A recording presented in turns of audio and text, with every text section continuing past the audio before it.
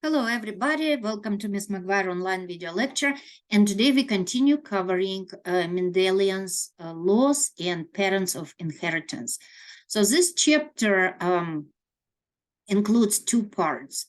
And the first video lecture covered single gene inheritance and monohybrid cross.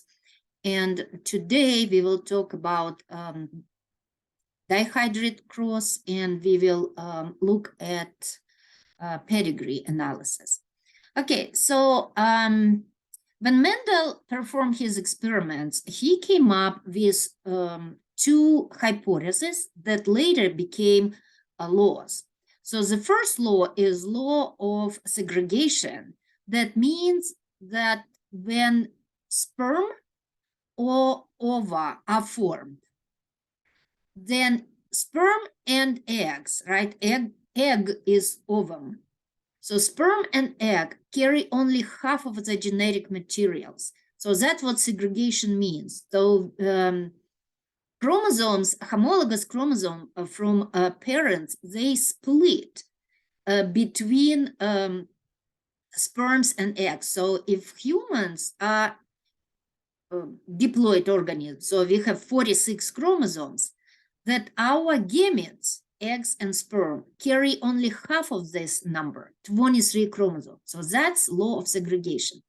The second law of Mendel is law of independent assortment. So consider two genes on a different chromosomes. The inheritance of one does not influence the chance of inheriting the other. What it means that, so if I'm gonna inherit, so I have gene for hair color and I have gene for eye color. So let's say that I inherited eye color from my mom. Does it mean that I will inherit, I will get my mom's hair as well, or I can get mom's eyes and dad's hair? And of course, we all know the answer. Yes, we can have hair from, that look more like our dad's hair, and we can have eye colors that look more like your mom's color. But what is that rule? What is that law that explains this inheritance? It explains this pattern, and that's what second law, Mendel's second law, tell us. That means that it tells us that inheritance of one gene not gonna affect the chance of inheriting of another gene from the same parent. Two genes that are far apart on the same chromosome appear to independently assort as well, because we have numerous crossovers that take place between them. Now, independent assortment results from the random alignment of chromosome pair during metaphase 1 of meiosis.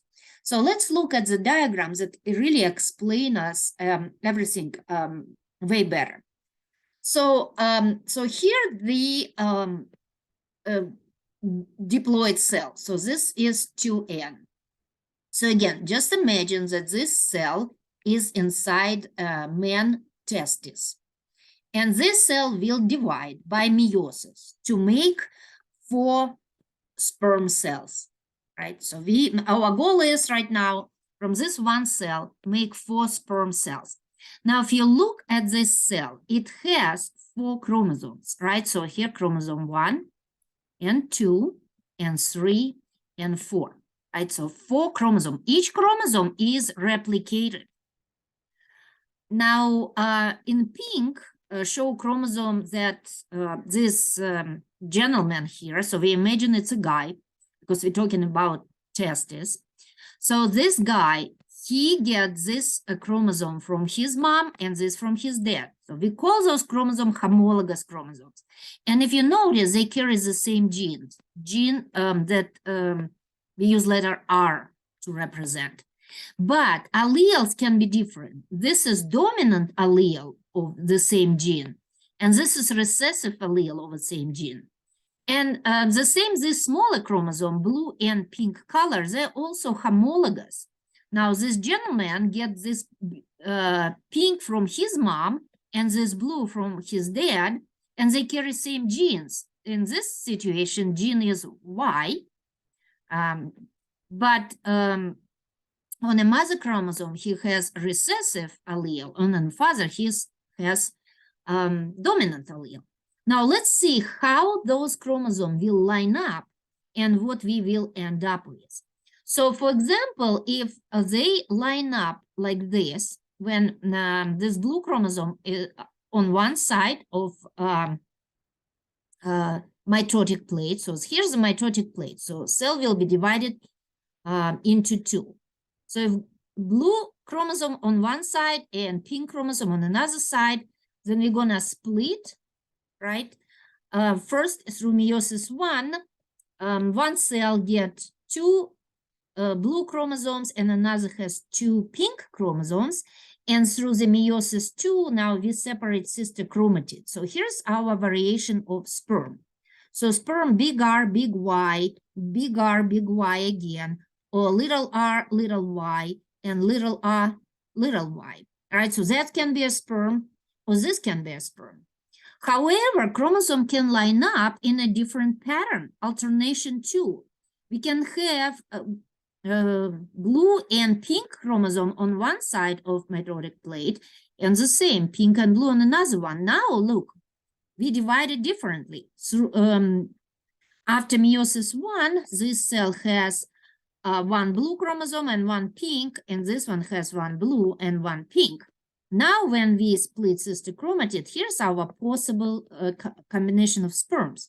So we pretty much, we don't know what sperm will fertilize an egg, but those are all possibilities, right? So when we taking into consideration how gene R and gene Y are inherited, we need to take into consideration all this possible assortment of the alleles, right? And it's independent assortment because look, dominant can go with dominant, recessive with recessive, or dominant can go with recessive, and recessive can go with dominant.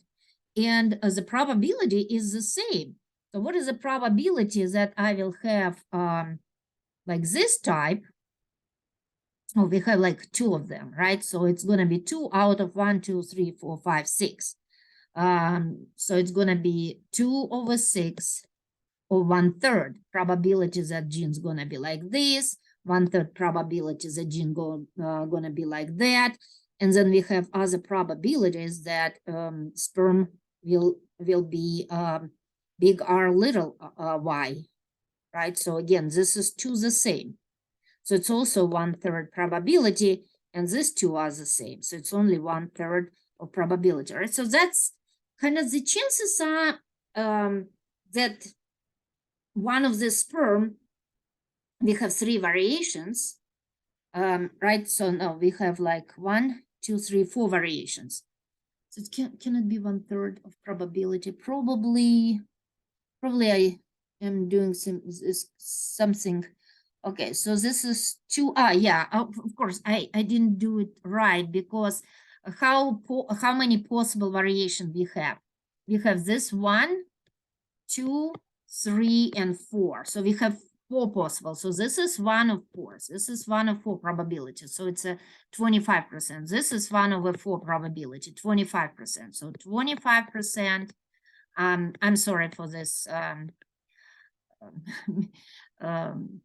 incorrect information that I gave you before, because I counted like 2 different alignment, but that's the same, right? This is the same and this is the same. So this is the same, this is the same, this and this is the same. So we have only 4 variants. So each one is 25% probability that we will have each one of these combinations, right?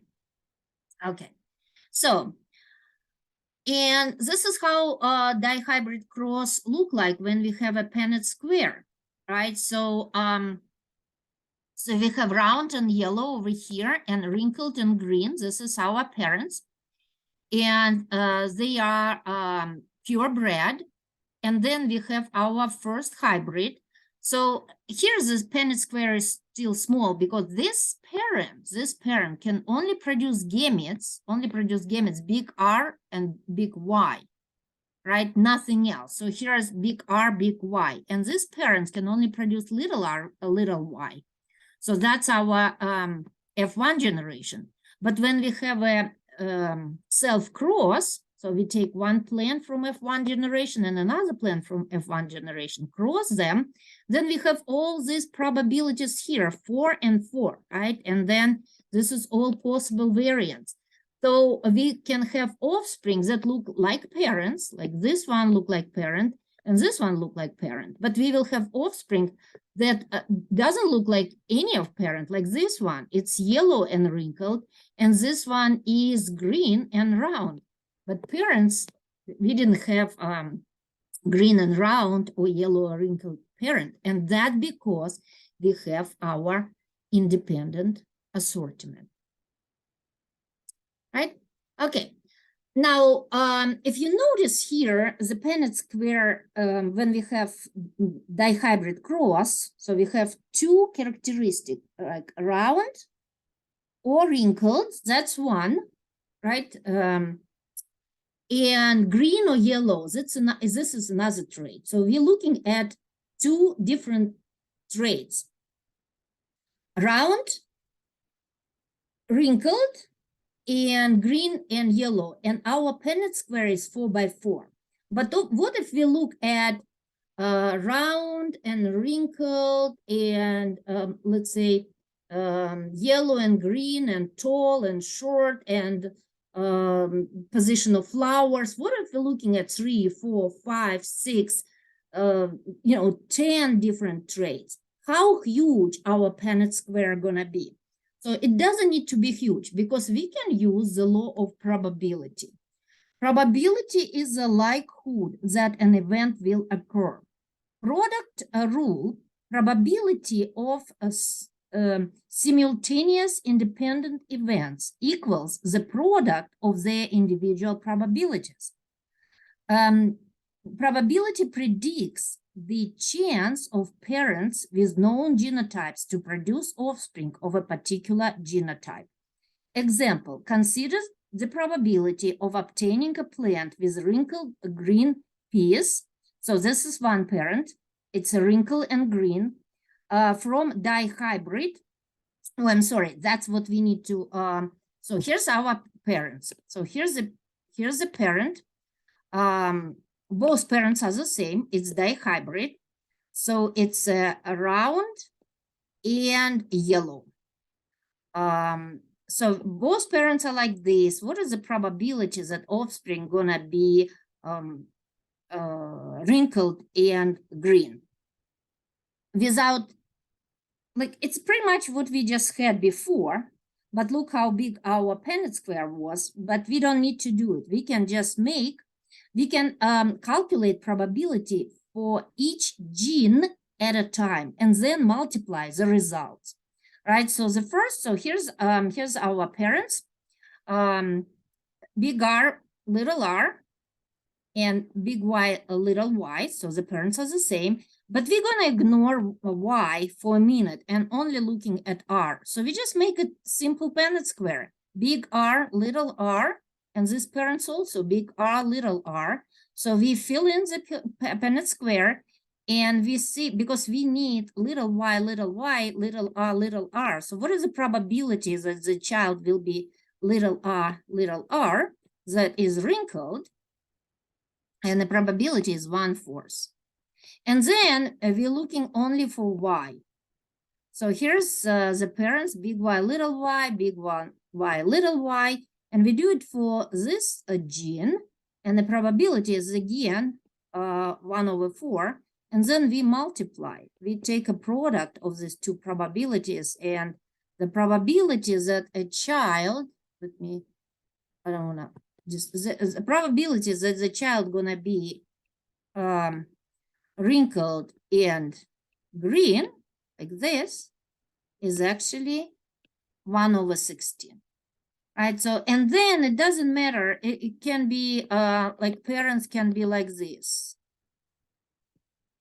I don't know, so it doesn't matter. You can have many genes over here. And instead of drawing this Punnett square that like huge and very complicated, we're just gonna look at probability of separate at one gene at a time, and then multiply. And that allow you to make to come up with your answer way easier compared to this huge Punnett square that we need to build, right? Okay.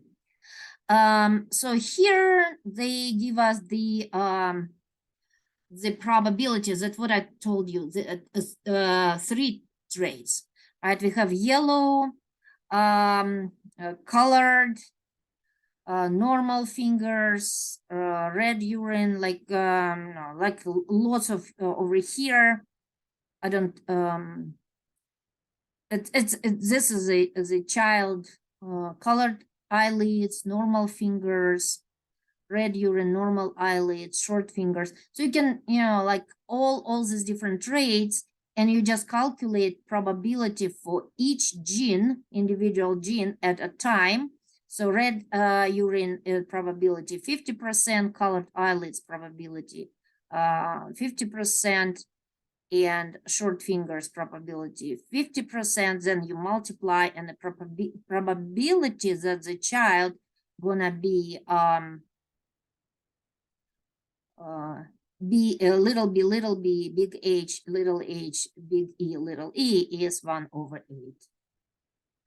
Okay, so that's how you use the rule of probability to predict phenotype and genotype of offsprings. Okay, so next we move to pedigree analysis. For researchers and genetic counselors, families are tools. The bigger the family, the easier it is to deduce a mode of inheritance. Pedigrees are symbolic representation of family relationship and the transmission of inherited traits. Pedigree may also include molecular data, test results, not pedigree, but pedigree analysis may include molecular data, test results, and information on variants of multiple genes. So it's not, so you can draw the pedigree of a family and predict if a child will inherit a specific trait or disorder, but you also include other data like molecular data, test result, and so on to support your prediction. So here are some symbols that used in pedigree charts. So the circle and square represent normal female, circle is female, square is male. If they share it, then female and male who express a particular trait that, we are interested. We cannot, we don't want to just put too many traits. We usually build pedigree for one specific trait. If you have a half circle shaded or half square shaded, then it's female and male who carries an allele for the trait, but does not express, so they are carrier. So if you have lines like this, those are dead female and male. If you have this symbols and sex unspecified, stillburns, you will have also a circle with a cross, but S and B.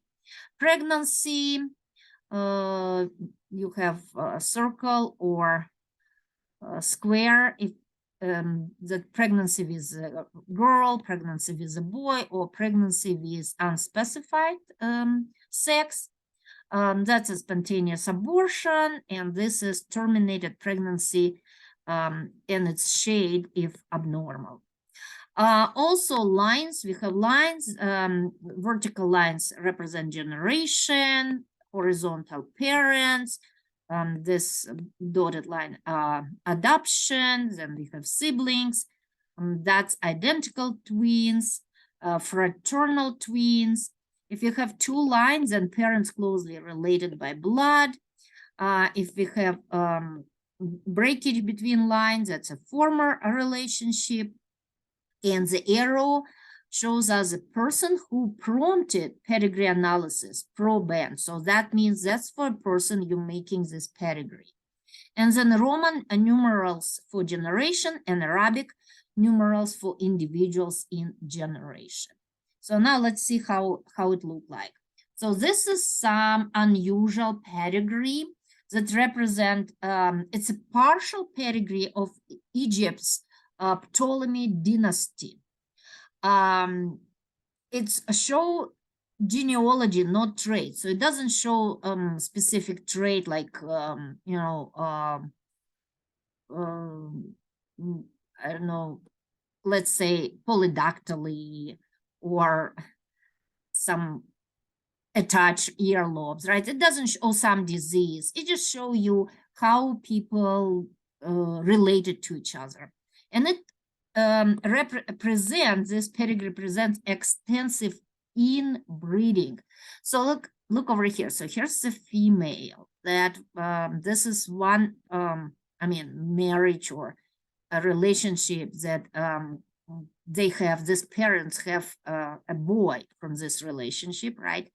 And this female also with another male has another child, right? Now, these two boys, they get married, right? And this couple, they have a boy, and this couple, they have a girl. And then we have this marriage between cousins, right? Because they're cousins over here. So when these cousins get married, they have two kids, a boy and a girl. And now we have brother and sister who get married. So they have a boy from this marriage or sexual relationship. Now this boy get married, right? They have three kids, a boy, a girl, and another boy. And this brother and sister get married. They have a girl, and this girl married her uncle, right? Oh, that's pretty crazy over here. So they have two kids, a boy and a girl, and they get married, brother and sister. And they had two girls, and this girl married a guy. They have Cleopatra and Ptolemy, it's her brother, and they get married. Now, Cleopatra actually married her brother when her brother was only 10 years old. And so that show, well, why would these Egyptians marry their brothers and sisters and cousins? They believe that they need to, you know, preserve their royal blood. But this is, of course, very, very dangerous relationship, because lots of inherited diseases, even if those are recessive diseases, and recessive diseases are pretty nasty stuff, they will run in this family because of so close inbreeding, right? So, yeah, so that's a Cleopatra and her brother pedigree, partial pedigree, of course. So this is a pedigree, another unusual pedigree, shows marriage of first cousins, and they share one set of grandparents and therefore risk passing of the same recessive allele to offspring. So let's look at what's going on over here. So here's our parents. So the guy over here doesn't have a disease, but he's a carrier. If he's a carrier, that means that it's a recessive disorder, some recessive disorder. So this couple has a boy and a girl, and both a boy and a girl inherited this recessive gene from dad, right? So they get married outside of the family, and they have two kids. So here's a boy, here's a girl. And this girl get married, so they have three kids. And now look, this is our first cousins, because those are brother and sister, and those are their kids. So the first cousin, and they get married. And because they get married, now their kids have higher chances to receive recessive allele from both parents and have a disorder, right? So this is a carrier, this is a carrier, and carrier. Those kids now affected. So would this girl get married with a guy from a different families who wouldn't have the same recessive disorder? Their kids would not be affected. There is no way, right? So if she would marry, so like over here, see, that's a carrier with a person who is not carrier. They only can have a child who is a carrier, but it's not a disease. Only because they married within the family, they passed this condition, and conditions might be pretty severe. Okay, so importance of pedigrees today. Pedigrees help families identify the risk of transmitting an inherited illness, starting points for identifying and describing or annotating a gene from a human genome sequence. Its meticulous family records are helping researchers follow the inheritance of a particular gene. And very large pedigrees can provide information on many individuals with a particular rare disease. Okay, so here how pedigree would look for autosomal dominant trait. It doesn't skip generation and can affect both sexes. For example, polydactyly, extra fingers and toes. So here's the, I don't know, this is parents, this is grandparents, this is great-grandparents, both deceased, but the father didn't have this polydactyly gene, and mother did, right? So she had extra finger or toe. And now look, they have a girl, two girls, right? And both inherited it.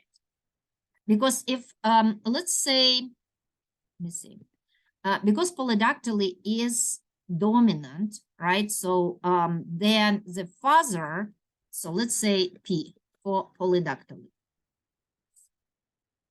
So P for polydactyly. So the mother, I don't know, it may be big P, little p, because it's dominant, she would be affected, and father only little p, little p. So the mother give this girl her big P for polydactyly, and dad give a small one, but daughter is still affected because it's dominant disorder.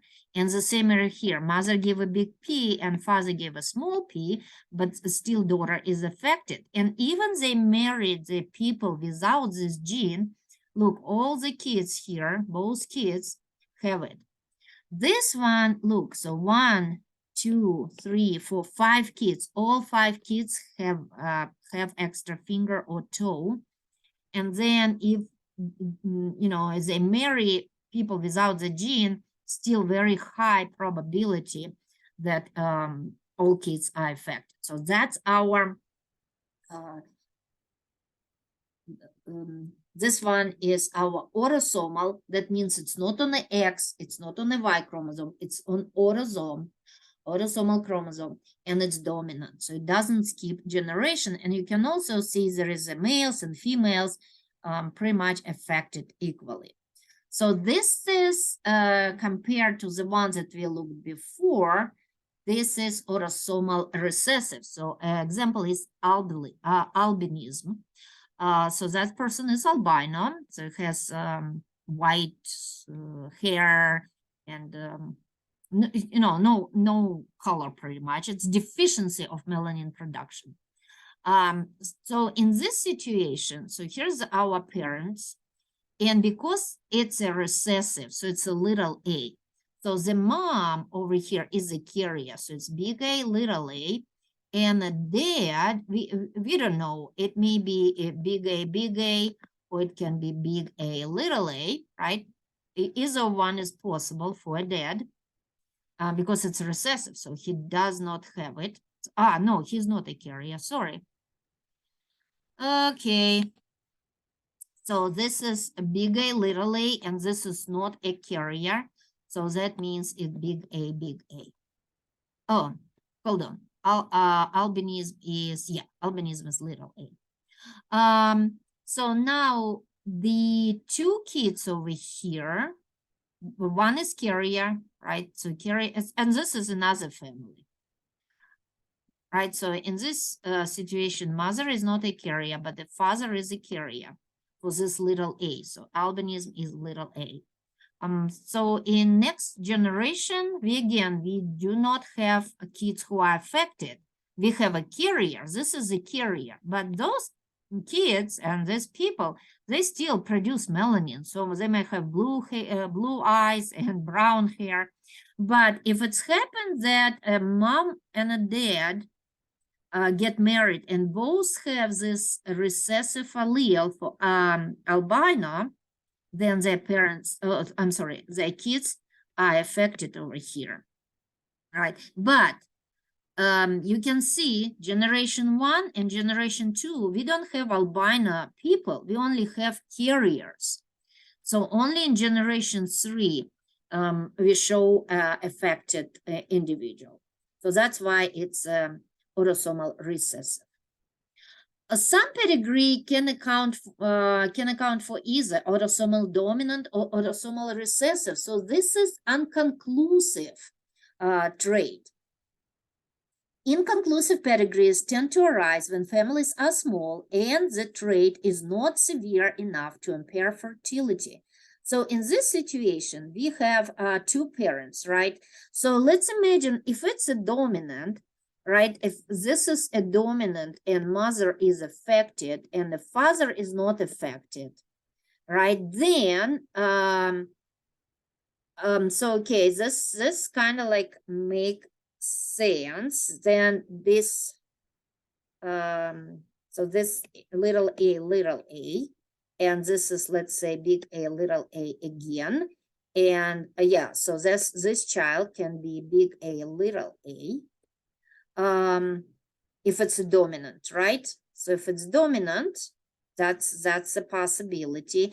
But if it's a recessive, so let me pick up now a red color. What if it's a recessive? To be a recessive, you need little a to be affected over here. And this need to be either big A, little a, or big A, big A. Right, then this can be, if this parent heterozygous, then this will be little a, right? And then this one parents can be big A, little a, and that will work. Now over here, we need big A, little a, so that's possible too. Big A, little a. Now this parent then need to be only little a, if it's a recessive, right? Then, yeah, so you see, it's both works.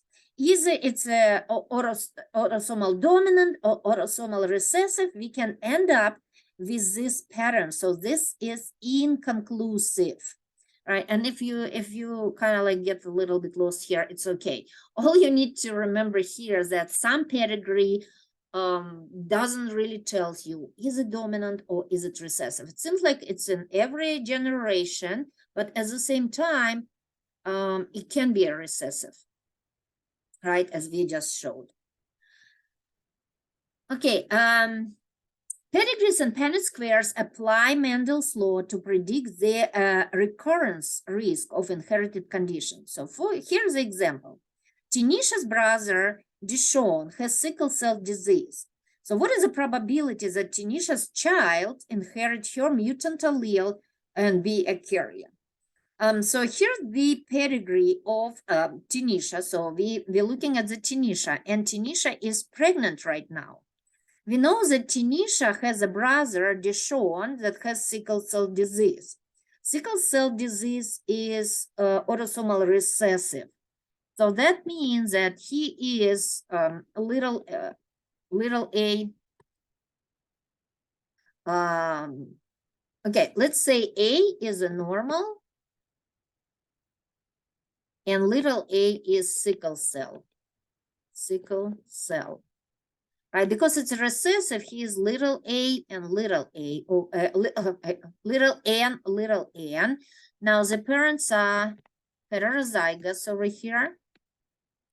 All right, so what can be Tanisha? Well, Tanisha can be either this genotype, heterozygous or homozygous dominant. So both are possible. So how do we know, what your child, what is the probability that your child is actually will inherit the sickle cell disease? Because right now, just looking at this pedigree, we cannot be sure, right? Because it can be, again, is a heterozygous or homozygous dominant. Right? That's why we need to take into consideration all the possibilities that we have. So Devon has sickle cell disease and Tanisha is healthy, right? Oh, by the way, they use SS. So Tanisha, she cannot be, so what I used just little n. So she cannot be little n. Remember, she can be either big N, that is, they just use S for sickle cell, or big N and little n, or big S. So it doesn't matter. I use N for normal. Maybe I shouldn't, because we all are normal people, but and I use little one for sickle cell disease. They use little s for sickle cell disease, for sickle cell disease, and they use big S for no disease. Right? But the point is, Tanisha cannot be little s. Now, why Tanisha cannot be little s? Let's look. Let's go look back. Because if little s, that's sickle cell. So Deshawn is little s. If Tanisha would be little s, she would be shaded too. She would have sickle cell. So she either big S, homozygous dominant, or heterozygous. So that's our possibilities, right? So that makes sense, hopefully, right? So okay. So here we have so what is the probabilities that she is a carrier, right? What is the probability that she is big S, little s? So you take your parents, both parents are carriers over here. So the probability that she is big as a carrier is 2/3, 2/3, right? So we have 2, and she cannot be little s, right? So she cannot be this. We already know that. So that's your possible. The possible is either this one or this one. So it's a 2/3.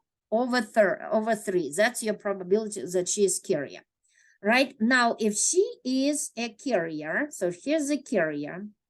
What is the probability that her fetus is a carrier? So here's her husband, Anthony, and he's not a carrier because there is no sickle cell disease in his family. So he's homozygous dominant.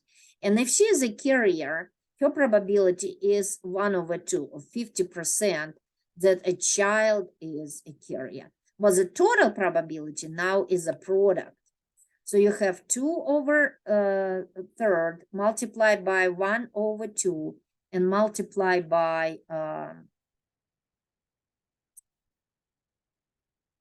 is a carrier, chances that fetus is a carrier. And multiply by 2/3. Hold on a second.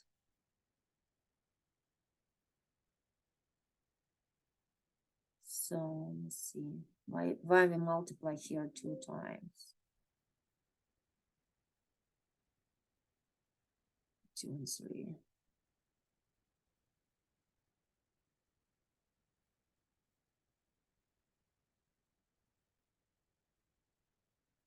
Okay, I think this is just a mistake over here, because it says over here that if there's a fetus is a carrier, assuming that a father is not a carrier, is have tenacious risk of being a carrier.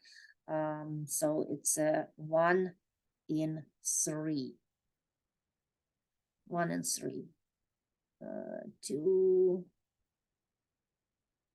6. Yeah, that's just sorry. So when you multiply here, right? So just forget about this part. So it's 2/3 multiplied by 1/2. So it's going to be 2/6, right? Or it's equals 1/3. So it's just a typo here. So that's a probability that your fetus is a carrier. Okay.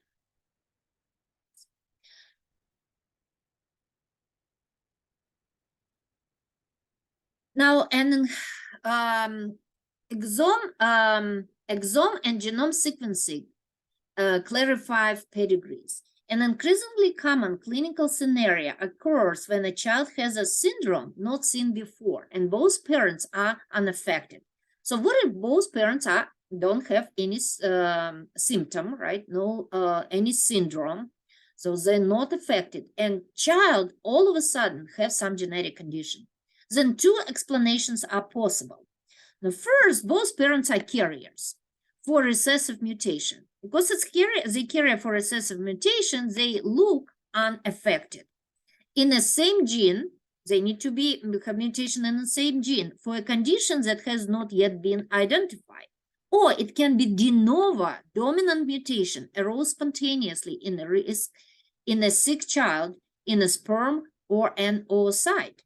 So if we have a child, right, and child is affected, child has syndrome, genetic syndrome, but both parents are not. They don't. So either parents are carrier for the same gene, or it's a new mutation. How would we know it? Well, that's what we use this genome and exome and genome sequencing of parent-child trios that can identify a mutant gene in the affected child. So we want to sequence a genome. We want to look at the genes of a father, mother, and a child, and we will find this gene that is mutant in a child. So thus can distinguish whether the condition is autosomal recessive and inherited or autosomal dominant and new. Because if it's new, it can be only dominant, autosomal dominant, because the chances that the same mutation happens in both alleles is very low. So algorithm compares the DNA sequences of the affected child and unaffected parents. So searchers for variants of candidate genes whose function or malfunction might explain the specific symptoms. So we're looking for this gene. So what possible gene we believe can be mutated that cause this particular syndrome? So here are exome and genome sequencing that clarify a pedigree and how it's used. So in the first example, we have pedigree based on phenotype. So we have parents, Angela and Earl, and neither one has this particular phenotype, right? So they look like they don't have genetic disorder. And child does. So Millie, their daughter, she has the some condition over here, right? Maybe disease, genetic condition. Now, how is that possible? Is it possible that both parents were carrier, right? Then it can be. She just inherited it from her parents. Or it can be de novo. So parents are not carrier, but she just, either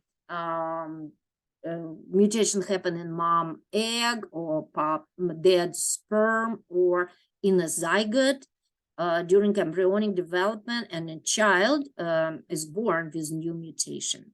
So parent and child trios that have their exomes or genome sequence can enable geneticists to distinguish Mendelian inheritance of a recessive mutation from carrier parents from a new dominant mutation in the child.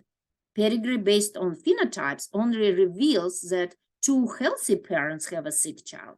The pedigree based on genotypes can distinguish inheritance of mutation from carrier parents from de novo mutation in a child. So if you see this is pedigree based on phenotypes, we only see like, okay, healthy parents and child has disease. But when we use genotypes, we know then, okay, well, this is inherited and it's a recessive genetic condition, and this is de novo and dominant. So that's how we are using this exome and genome sequencing to distinguish between these two types of mutations. Okay, and I think that's it for the second part. I just want to remind you that this is a chapter that we covered, single gene inheritance. Please don't forget to watch the first part of this lecture. And thank you. Thank you for watching. And I hope it was helpful.